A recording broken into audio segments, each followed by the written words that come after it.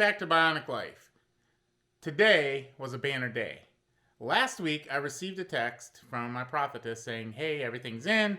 Your OttoBock Genium X3 is going to be ready on Monday. So I went and drove to the prophetess office. They were finishing up the assembly of the prosthetic. We made several fittings and adjustments. It took about 2.5 hours. But I got out of there, and I have to say the new Genium X3 seems to be better than the original that I had back in, I think I received it in 2016. It seems like it's faster. It processes things faster. It seems a little smoother. So the day was going great until the evening. And let's explain what's happening. For about the past, I'm going to say 3-4 months, when the pump in our basement for our water supply quit running, you would hear a clunk. I thought it might have been a loose hanger, so I came down, checked things out at one point, didn't see anything, but didn't really think much about it. It didn't happen all the time. It was somewhat intermittent, so I just chalked it up to, yeah, we'll get to it someday. So when I got back from my prophetess appointment, my oldest boy came home, was using the shower, came out of the restroom, and typically the way our system works, and I'll get into it in a second, is when you are drawing water, the pump runs continuously. Once there is no more demand for water, the pump shuts off. The strange thing, and it happened 3 times, when that pump kicks on after the demand is over, it typically means there's a leak somewhere, a faucet's open. So after looking at all the spigots, outside, inside, in the garage, we determined that nothing was left open, nothing was leaking, there was no demand for water. Came down in the basement and heard a hissing noise. And it was in a corner, but we could not figure out exactly where. So I'll show you here what was going on. Our water system is made up of a couple things. We're on a well, and the well, while the quality of the water is decent, the quantity is lacking. About 8 years ago, I had a system put in with a tank. We have a 400-gallon holding tank. We have a submersible well, so we have a supply. All of these boxes and control boards and panels and all that fun stuff, they control the submersible pump. This is the line that feeds from the submersible that's in the well, and it feeds the holding tank. And it's a 400-gallon reservoir tank, a holding tank. Due to the poor supply of water, I also have a 3-inch, basically it's a 3-inch line that runs through our garage. I can get water from a bulk water facility at a local village or directly at the water plant, depending on the time of year. When it's really cold and frozen, the village doesn't like to sell water, but the water department will. It's just a little bit further to drive to get to the water department, so I prefer to get water from the village, which is a lot closer. So that's kind of how this tank gets filled. It gets filled via a timer or drop-in pressure, which means the well is empty. So this will pump till the well is empty or until the tank is full. We have what they call a cycle stop valve. So I have one here. So we use a cycle stop valve, and that maintains a constant pressure throughout the whole house.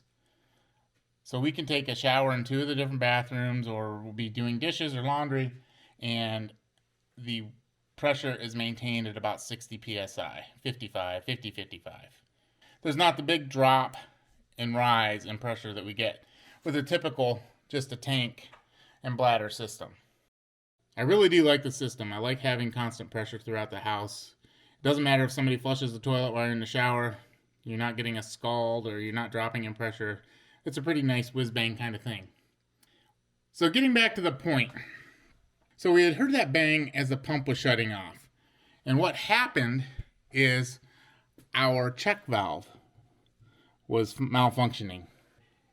We could get by a little bit last night. So when the pressure tank calls for water, this switch is what tells the pump to run. It has a low pressure shutoff. So once the pressure tank drops below a certain threshold. I think it's like 20 psi off, and you reset it with this little lever right here on the side. When you repressurize the tank, you have to hold the lever up for a few seconds till the tank reaches 20 psi, and then it'll take over and run on its own. This thing went from making a clunk to making a hiss. Was the water in our pressure tank being forced back into the 400-gallon holding tank. So that was a problem. But it wasn't terrible. We could still do a load of laundry too last night, take showers. Then, probably around 10 o'clock, there was another demand for water. And at that point, this thing was rattling and making all kinds of racket. So we have to replace it today.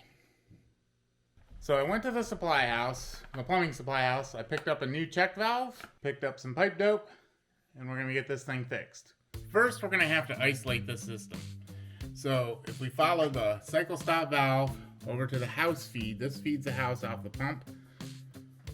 This feeds the house off the pressure tank, this blue line. So first thing we need to do is isolate the house, and we'll do that with this valve right here. The next thing is we need to isolate the supply or the feed to the pump. And that's I think it's a 1-inch line. It goes around the back, bends around, and comes over right here. So we're going to shut that ball valve off, and that'll isolate the feed, and it'll isolate any water coming back in from the house. First thing we're going to do is loosen this clamp.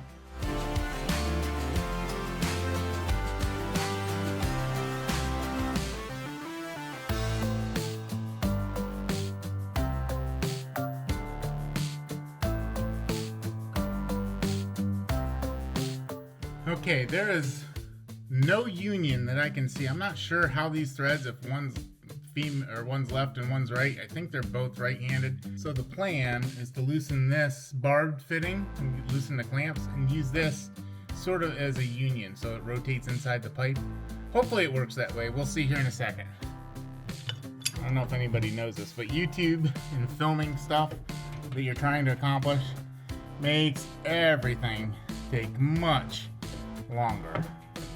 My kids know that. So I'm gonna try a pair of channel locks. It almost pains me to use these. These are not knips, knife picks, however you want to say it. The channel lock factory is not far from here. Probably 45 minutes. So it just pains me to use something like this to accomplish a task. And I should use local tools, but boy, these things work well.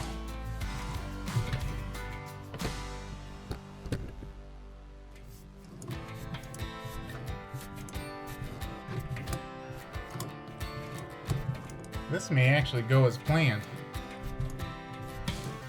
Don't let my kids hear that. They know things never go as planned.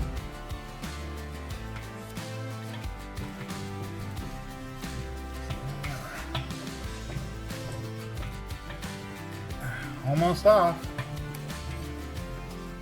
And it doesn't matter. This is not a finished basement, so it doesn't matter if we get water on the floor. It'll evaporate and help humidify the house. That's what we're looking for, right?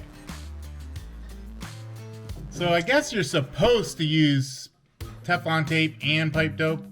I thought I had Teflon tape down here. I don't.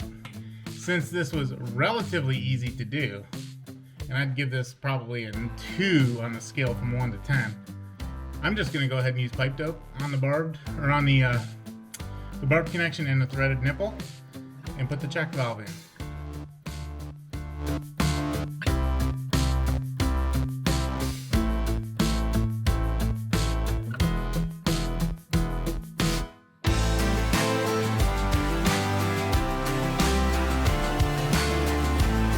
Water should flow. It's coming into the nipple and into the pump. So the water is flowing this way. So we'll go ahead and thread this guy on. It looks like it's cross-threaded. Don't tell me I cross-threaded this thing. which is not out of the realm of possibility. Now I can tell right now I'm gonna have to go get a new barb fitting, but we're gonna get this operational just so that my son can have a shower. This is majorly cross-threaded. I don't know, it won't show up on camera.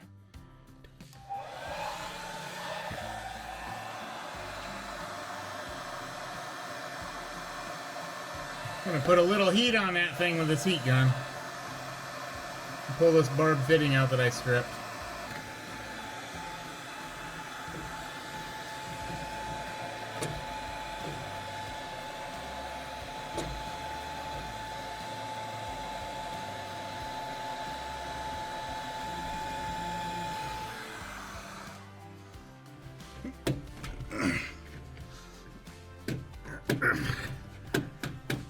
There we go. Success! The trick to wrapping this stuff is wrap in the direction that you're going to turn the part in. The direction that it's threaded. Just a little bit of Teflon, and we'll put some pipe dope on, and we'll thread this into the check valve. Again, we want the flow to go this way. Barb fitting here.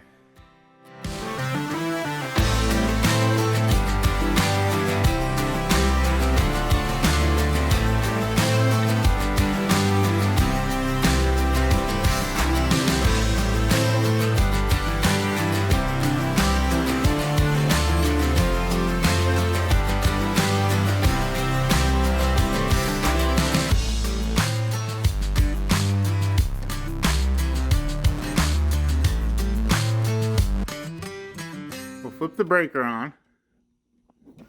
Simple as that. So even a broken well pump, well, the pump wasn't broken, dealing with the water supply issue, it didn't ruin my great day. I'm thankful for having the Genium X3 back. It made trips up and down the steps so much easier. Getting parts, getting tools, that type of thing.